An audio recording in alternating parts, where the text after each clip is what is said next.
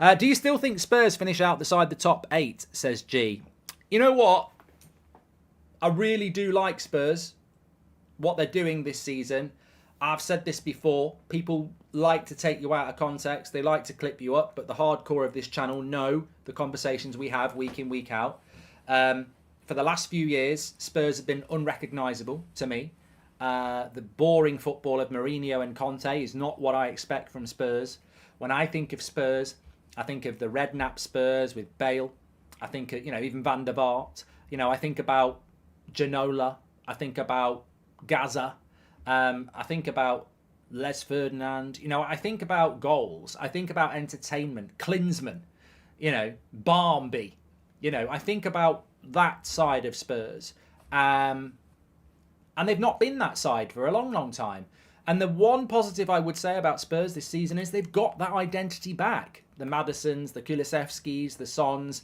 They're playing a brand of football that makes them watchable. And I'll tell you one thing for free. We don't really admit it. As rival fans, we don't really admit it. But isn't it nice when you support a team that plays football that everyone else sort of secretly wants to watch? They don't turn it off when it's on Match of the Day. Well, I wouldn't watch Spurs for the last 3 or 4 years, but I will watch Spurs now. And I think Spurs fans talking about Champions League football or winning a trophy, I'd sort of slow it down a little bit. Your next 2 games, we'll be doing them on That's Football massive. I think you've got Liverpool, Arsenal next week and then Liverpool. Those 2 games are going to be a real gauge as to what Spurs can do, because they've had some games that they should have won. They wouldn't have won them last year, but, after the start to the season they had, I expected them to get the results they've had in their last couple of games.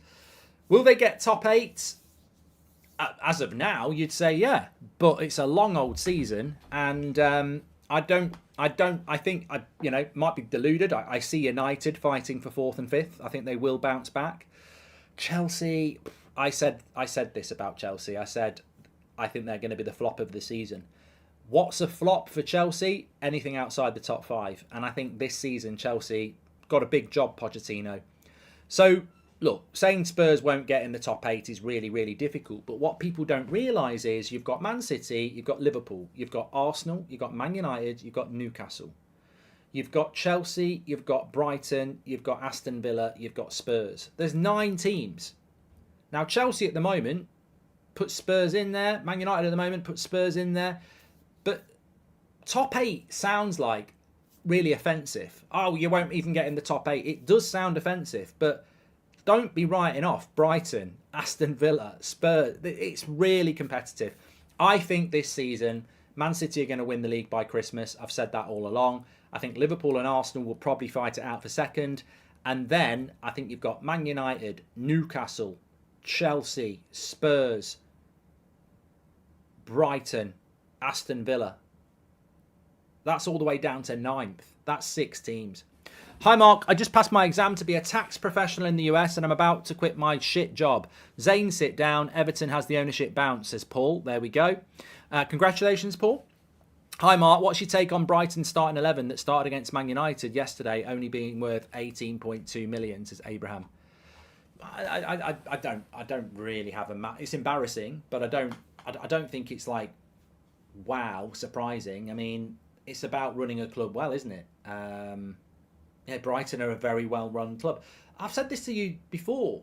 The way that Brighton recruit players, I was told by somebody who works for Arsenal in January this year that the way, and they work, they do work for Arsenal, and they said to me in January this year, so what, coming up for 8 months ago, they said, what Brighton do is ridiculous. Everyone knows what they're doing, but it's going to take them 2 years to put into place what they do.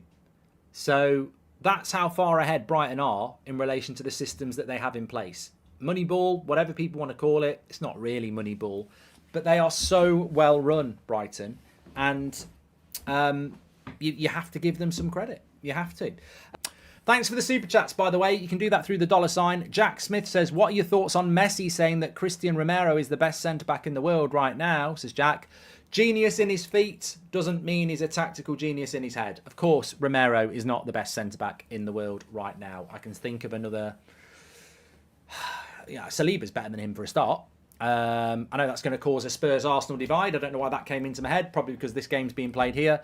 But no, Romero's not terrible, but I wouldn't put him in the top 5 centre-backs in the world if I was doing it. I mean, Kim Min-jae's better than him as well.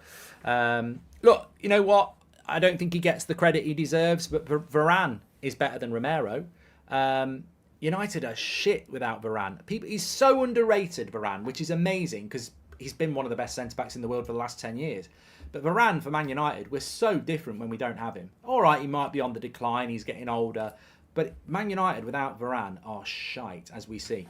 If you get to pick one player out of every team from the top 6 last year to play for United, who would it be? Atomic, those questions really just take me off course, so I'll have to come back to that. What are your thoughts on Messi? I've done that one from Jack Smith as well. Chelsea drew with Bournemouth. Chelsea drew with Bournemouth. Very disappointing there. Can you explain Goldbridge ball, says Paps. Well, I can. There's the league table for you. Look at that for Chelsea. I mean, it's not better for Man United, but look at that for Chelsea. Oh, it's terrible. If you want to know about Goldbridge ball, listen to the podcast from this week. It's a banger. Please do download it. The link's in the live chat. You can listen to it later. Listen to it in the bath or a Sunday night listen. It will get you ready for the week. Goldbridge Saves Football podcast. Please do give it a listen. If you support That's Football and you're involved in the community, please do give it a download. Please do give it a listen every week. And please do give this week's a listen. This is what's pissing off the mainstream at the moment. They've all got podcasts. Simon Jordan's got one. Peter Crouch has got one.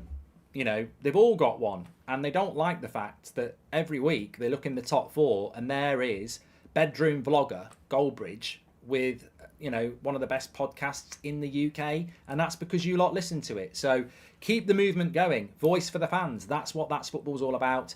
Links in the live chat. Give it a down.